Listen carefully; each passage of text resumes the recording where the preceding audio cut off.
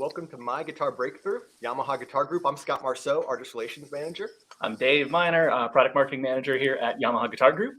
And we are honored today to have with us the great LG of rock legends, Thelma and The Sleaze. Welcome, LG. Thanks for having me.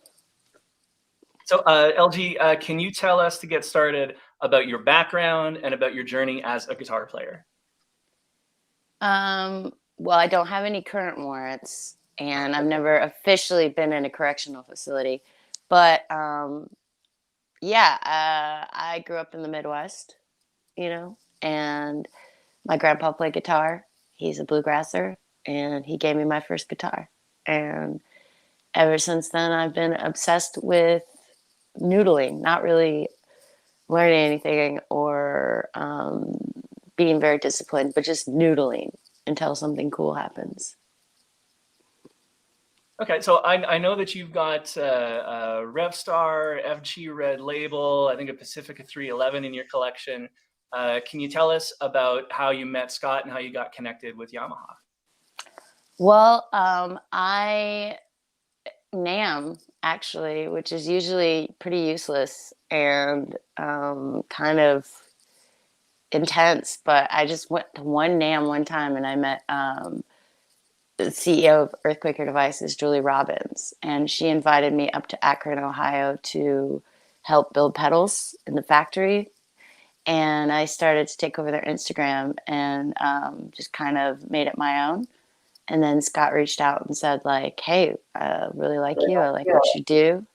And I would love for you to come and do some stuff with Yamaha. And I was like so excited because Yamaha's always made great stuff. So I was excited to try stuff out.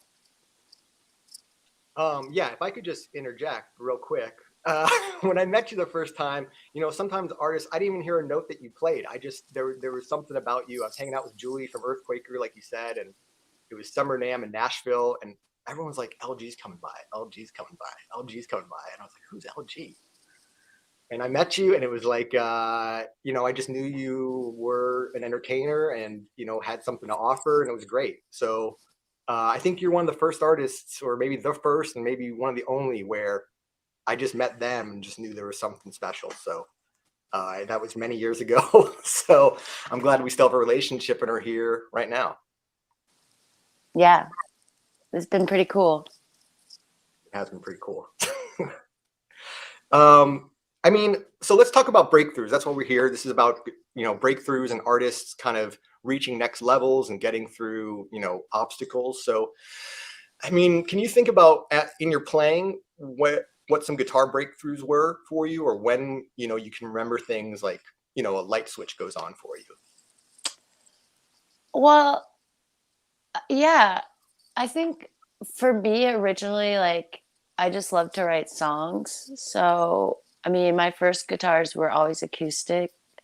And, for me, it was just about like, oh, this is just a means to write songs. And then I kind of like, it was honestly like the most breakthroughs I've had on guitars when I've lied about what I could do on guitar to try to hang out with someone else. So like if someone was like, I mostly played acoustic, and then they'd be like, well, we're having like a backyard kegger. Do you guys play like any rock stuff? And we'd be like, yeah, like our whole set is like mostly rock stuff. So yeah, totally, and then you get in your garage and you pump out like 6, punk rock songs, and then you go play the kegger, and then like, like my friend was like, I met these girls in Nashville when I first moved there, and they were like, oh yeah, like we want to do like some really heavy, like thrashy stuff. And I was still just mostly playing acoustic and writing like really sad girl songs. And then, I wanted to hang out with those cool girls. So I was like, yeah, I play tons of heavy thrashy stuff, like, so then it's like, it's just a very fake it till you make it. Yeah, I think. But as of late, I feel like it was really just about like learning, not so much like a bunch of stuff that is useless. It's just been like a journey of like figuring out what I like and what I'm good at, and what feels natural. And that's something that thankfully as a guitar player, I feel like I've been able to have a lot of opportunities to do, because I've never been that concerned with being technical or anything. I've always just been really more concerned about doing whatever the song needed. So I feel like that's offered me like a pretty good amount of like breakthroughs in that regard, because I've just kind of followed different little, paths off, what I would typically do just to try to be like, because I love guitar, right? If I hear a song and it has great guitar, and I'm writing something later on, I'm like, oh, I want to try to figure out what that guy was doing or that girl was doing or what that sound is, So I think that's really where most of my breakthroughs, running before I could walk and faking it till I made it, really are those. Wow. What's next thing that you're faking to make, you think? Well, I think with quarantine and COVID, I really just like got tired of saying I didn't know anything about music theory in interviews. So like for that year, I just kind of like gave myself a basic music theory course and just like learned stuff and, tried to make it so that I kind of understood what I needed to understand, I guess, to be able to say, yeah, I do actually know a little bit about it. And just enough to like, kind of connect the dots sometimes or figure things out. I think with me now, it's just finding a happy medium, right? Between like what feels natural and what I think the songs need and what's going to make me feel really good to do on stage. A lot of soloing is choreographed moves, and stuff. So it's got to like have a certain feel when you're on stage and you're playing it. And so, yeah, just like finding that happy medium between like, oh, this is very technical and this is very cool, but also like what's going to feel right, what's going to get this song where it needs to go. So I think for me, my breakthrough right now is just finding the happy medium and really exploring like all the kind of new avenues that I found through studying different kinds of theory, which is nerdy, but it's fun. I mean, when you've been playing guitar as long as I've been playing it, and very aimlessly, like just like noodling for fun, until something cool happens. It's neat to like kind of have these new little roadmaps to be like, oh, if that's that, then what's this? Oh, and if I add that, so it's interesting. Is that as you're getting more familiar with theory, do you find that is it starting to change the way you approach writing guitar parts or writing songs, or is it right now like more of a giving you a framework to understand like the mechanics or of what you're already doing? Yeah, I think that really is a good way to sum it up. I guess, yeah, it kind of has given me like more of an idea of like what I like to do and why I like to do it. And, other options that maybe like, oh, maybe I don't need to do that because I could just do this, and also like an appreciation for like why I like certain guitar players. Like why do I like Bo Diddley? Like why do I like BB King? Like why like I can really watch their lessons and not absorb any of the information, but I can really like see like, oh yeah, okay, he's sliding up to that, or he's holding out and doing that, and I understand what it is. So that's really cool. And yeah, it's given me like a more of an appreciation for just all these guitar players that I really like. George Lynch, I people love. like that. Yeah, that's one thing we agree on, Scott. One of the few things. I challenged him to play a competition once at NAMM. I was like, we'll just do first to five. Didn't go over well, but that actually did happen. Let's talk about, I work with so many female artists now. It's almost more female artists than male artists now, which is the first. I've been in this industry maybe 15 years. So many of the artists I work with are female now, and so many of the players who are doing exciting things, non-traditional things, are females. And I guess I wanted to know from you, leading an all-female rock group is kind of, especially like maybe 10 years ago, wasn't as commonplace. So what has that journey been like to be a female, front woman in an industry that's now becoming more and more friendly, it seems to be, for female artists? Well, I think it's just really great for everybody across the board in terms of music because, women have always been super innovative, super resourceful, super trailblazing. So, like, you take someone like Kate Bush that had just like such a huge influence and such an underground presence. And then, finally people are starting to seek the, people, artists like that out and appreciate the contemporary artists that exist today.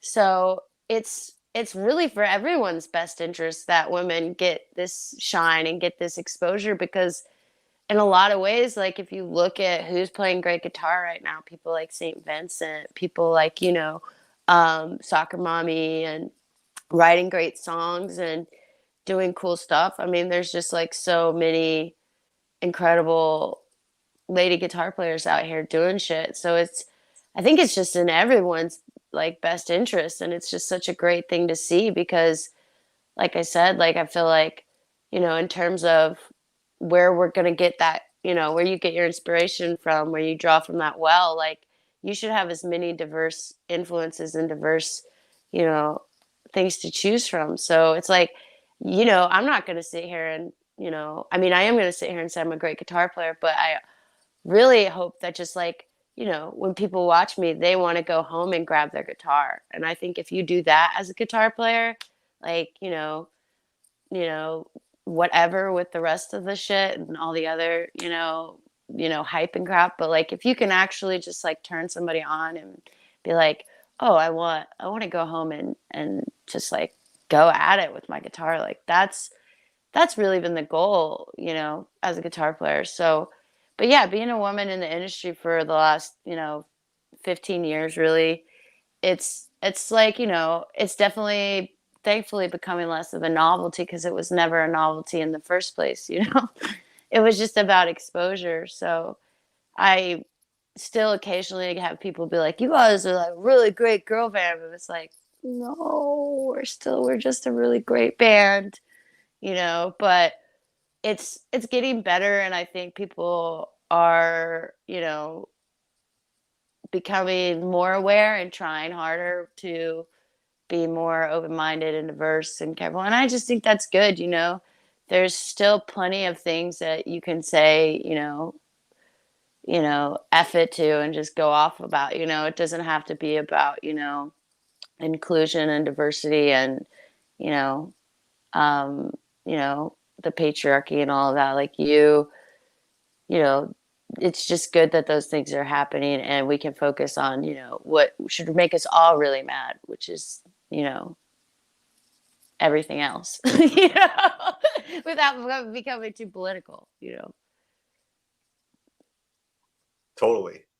Do you think that the guitar store experience is part of that too? Like I remember just growing up and guitar stores it was such a male experience. And I wonder if that's changed now, or do you think that was ever a barrier for females picking up guitars? Oh, I mean, the Mount Everest of BS that people like Julie Robbins from Earthquaker and Fabi and you and people who have those positions where they give women that exposure and put, you know, people on. It's just like I give you all so much credit because I mean that's where the change has happened. And when you see, Alicia from Bully, when you walk into a guitar store, on the, wall, and it just makes you feel good. But I've never taken any crap from anyone. I grew up going to guitar shows, and my grandpa had a room of 70 guitars. I would count them every day I went there, and I would just hang out with them, and he would tell me which ones I could touch and which ones I couldn't touch. And I mean, I grew up like literally eating nachos, on a little stool on my grandpa's, guitar show booth. They used to call me the little chubby girl who helped carry the cases, for all these guys who sold guitars. And yeah, it was, I grew up around that. So I never took any crap to begin with. But I have obviously been so, just kind of interested in and participating in what I hope is the change. Like seeing again, people like Julie and Fabi from She Shreds and y'all, and people who just really have made that effort. And I think it's been so nice. And I think it has opened up, you know, like so much more conversation and so much comfortability for so many people to be able to go in and ask questions and figure out what they need, you know, because we all really all have the same goals. So Now, I love the way that you expressed earlier. That you know, you want people to come away from your show and be excited to go and pick up a guitar. And I remember my moment for me. This is going back, but seeing Vernon Reid from Living Color play Cult of Personality on wow. but that Yeah. I saw that and my life changed. So I mean, you mentioned your grandfather was an influence and came from bluegrass and instilled that love of guitar for you. But I'm curious if there were any artists who gave you that moment of, oh, this is what I want to do. And I wonder also if there are some other contemporary artists right now who you might encourage somebody to check out if they were curious about guitar, and like this person will just light you on fire. Oh, that's a great question. Thank you. Yeah, I mean, Vernon Reid, what a bad. I mean, Cult of Personality. There was this dude down at this bar called Vinny's where I lived when I was in high school, and this dude, uh, his name was Rich. He was a creep, but he did kill. They would do like a cover band on Sunday, you know. And in Fort Madison, Iowa, like the cover band on Sunday, that was a big deal, you know. And they would do Cult of Personality, and I would just be like, "How are his fingers not like tied in knots right now? That song is so cool." Um, yeah, when I was growing up, I was really into guitar playing. Like again, I was really more into like using the guitar as like a songwriting instrument. You know, I liked a lot of, you know, like Alice in Chains and new metal. Just like, I mean, I was a Midwest girl in the early 2000s, so a lot of, you know, Led Zeppelin, a lot of Tool, and that kind of thing. But as I started to really seek out guitar players, to like kind of, you know, get influences, I would say Carrie Brownstein from Slater Kenny, um, you know, and then like obviously one of the first ladies I saw like really rip it live was Allison from the Donnas. I mean, that what a waste. Like, why isn't she everywhere playing guitar anymore? It sucks. She's such a great. I mean, she really doesn't get enough credit because she really influenced a lot of young girls in the early 2000s to be like, because you saw the progression, you know, and you saw them start out as like a Ramonesy kind of garagey kind of band, and then literally go like from that to like Scorpions sounding shit, you know. It was so sick. So you were like, man, if I work really hard, I could do that too. Like, but both were cool. Like both were equally cool. So that is something I feel like she doesn't get enough credit for. But that chick really ripped it. But yeah, I mean, I saw her play. And Ani DeFranco, another incredible guitar player, who does not get enough credit for her guitar playing and just like her influence. I mean, you heard that shit and you were like, you know, kind of the same thing you think when you listen to Memphis Minnie. You're like, she got three hands? How is she doing this shit? You know, and just her presence on stage too. She just really owned that space. You know, so that was, but I mean, Joe Perry also like I mean, if we're just talking about like, you know, growing up and hearing guitars and be like iconic guitar riffs, like Joe Perry, 90s Joe Perry, like, come on. He had so many great melodic solos. Like, you know, he saw Slash kind of in the background trying to, you know, take his crown. He like stepped up that melodic shit. It was very, you know what I'm talking about. You guys were there. I You guys tried were it. there. Yeah. Yeah. Get a grip era. Yeah, that and Pump, you know, like yeah, like those Joe Perry's guitar, I mean all that. But yeah, it was great. But yeah, a lot of that kind of stuff and then, you know, but as I got older, like definitely Carrie Brownstein, definitely Dimebag Darrell, which is very strange to say the two back and forth, but like just in terms of like this is how good riffs are supposed to be. Like if you want to learn how to write riffs, listen to Pantera. Because I mean, if there's something that I love, it's melodic solos and it's riffs. And like nobody riffed like Dimebag, just like you know, like so many great riffs and so many great solos. Rest in peace. But yeah, I mean, also Randy and Rhodes. You know what I mean? Like Randy Rhodes is the man. You can't. I mean, you know, Zach Wild. Any Ozzy. I mean, Ozzy just has the great taste in guitar players. So growing up, throwing those in your, you know, stepdad's cassette player while I took you to soccer practice. You know, like, you know, it's like hell yeah. So I think that would probably be a lot of people that I definitely heard growing up, and while I started playing guitar was like, whew, not to, you know, I still aspire to just do my own thing, but they definitely, definitely when I'm like, oh, I need like a little extra thing, you know, they're always good people to go back to and listen to and get inspired. A good list. I once saw Lizzo open for Slater Kinney, and I feel like in 20 years when I tell that story, no one's gonna believe. I don't believe it. Yeah. Well, I mean, that must have been a great show. I wish I could have been there. Yeah.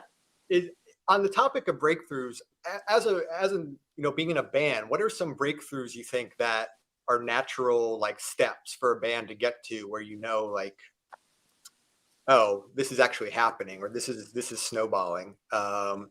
What do you think some business signs are, or signs that you know things are catching on? I mean, the industry is like, it's the music industry is like those Amazon resale stores where people like pay $10 and just go in and like maul each other to get like broken phone chargers now. I mean, who knows? It's a mess. There's like so many different ways that I guess that would be what I would say. There's so many different ways to find your audience and so many different ways to define success, that the most important thing, that if you're trying to have a breakthrough or you're trying to, you know, get at it, is just to put yourself in a position to receive opportunity. So wake up every day and say, if this is what I want to do, what are some some steps I can take, you know?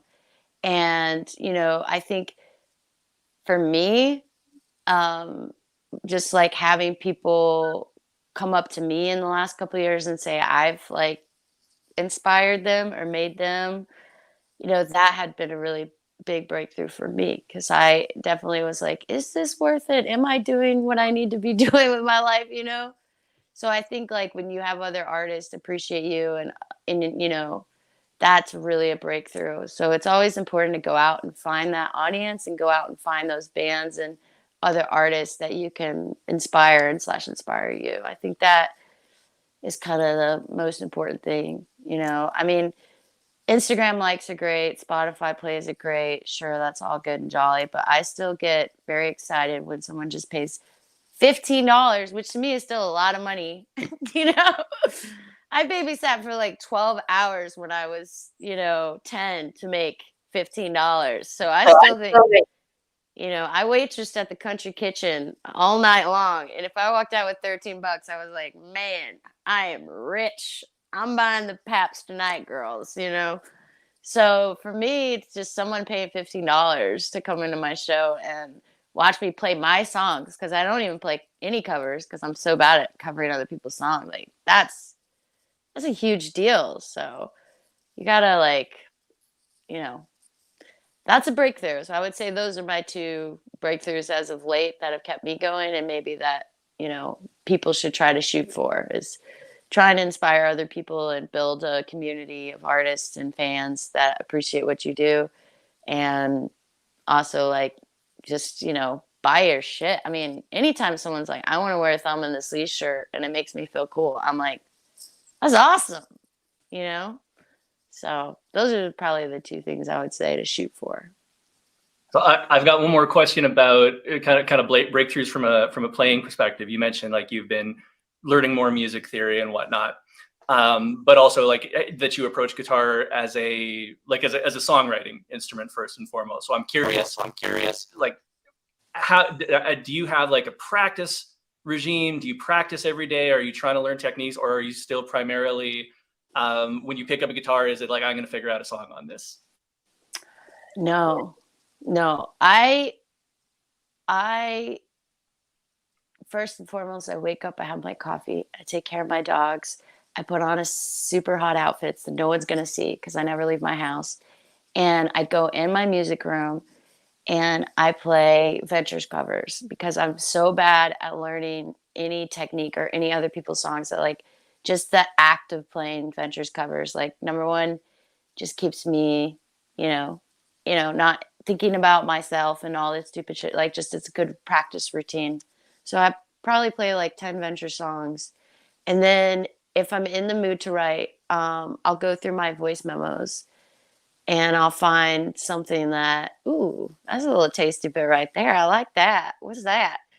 And then I'll demo it. So I'll get in my studio room and I'll just like, that's usually how I write now. It's all because I mean, when I have an idea or a line or something comes to me, I usually play it on the guitar and just like sort it out. And then I'll go in it could be in there for 6 months, but I'll leave it in there and then I'll go in the music room and I'll just be like, ooh, I like that line or I like that guitar part or, so I don't ever try to force. No one should ever try to force. There's so many different ways to get inspired and to have a song come to you.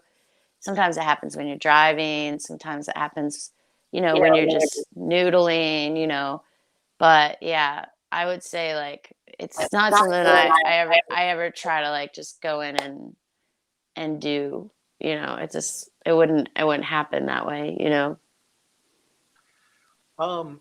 Maybe the last questions on my end, LG, is we're almost at the end of this year, 2022. What are some plans for rest of this year and then 2023 for you and for Thelma and The Sleaze? Well, talking about breakthroughs, I'm very, very excited because our new album to me is going to be the best Thelma and Sleaze album to date. And what I think real Thelma and the Sleaze fans will appreciate about this album is the way that me and my keyboard player, who has actually been my longest consistent bandmate, I have a pretty, when I say revolving door, it is. It's like Rockefeller Center. I mean, it is revolving. But the one person who has been really super consistent is my keyboard player, and also in a way that we've been playing now across this will be our third album, so the way that we're communicating on this record and the way that we've kind of learned to like play off each other. I mean, if you like her playing and you like my playing, you really at this juncture, like at this record, like you're really gonna see that relationship. I think at maybe hopefully not its peak, but definitely its highest so far. I mean, she just really put a lot of energy into it, and so we're really excited. It'll probably come out mid to late spring, so I'll be doing a lot of stuff to promote that and get that ready. We've been working on it for like 2 years, so it's something that I'm very excited to show the world and get out there because I've got a couple more records I want to make. So, but I'm very excited. So we're gonna have a huge party and do what we always do and put out an album and get on the road. We're gonna be on the road. We did 100 and we'll do 110 shows by the end of this year. So we'll do 110 shows next year. So it'll be great. And touring, although it has presented new challenges, is some kind of in some different ways, like really even makes them even that more gratifying, So I'm very excited to keep out here and keeping people a great show and also to update our set list because we'll be adding a lot of stuff from the new record. So it's going to be a really fun year. I can't wait to show everyone this new album. Well, I'm excited. It's always great seeing your face, LG. Thanks for. Oh, you're the best. You're the best, Scott. Thank you for having me. So I'm going to sign off from Scott from Yamaha. Nice to meet you, LG. Thanks so much for talking to us. It was a pleasure. You guys did such a great job. You asked really good questions. Thank you. Thank you. All right. And Scott, yes. don't forget, I want my picture of my cardboard cutout, please.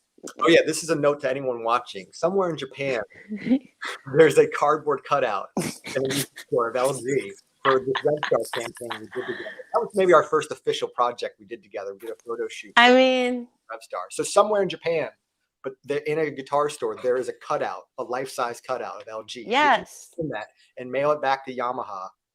I don't know. I'll give you something. I'm not allowed to say that probably, but I will. So find the cardboard cutout and send it to us. Thank you, Scott. Thank you. You're welcome. All right, everyone. That's why you're the best in the business. Okay. That's why. Thank you, guys. Thank you, Yamaha. Thanks Bye. very much.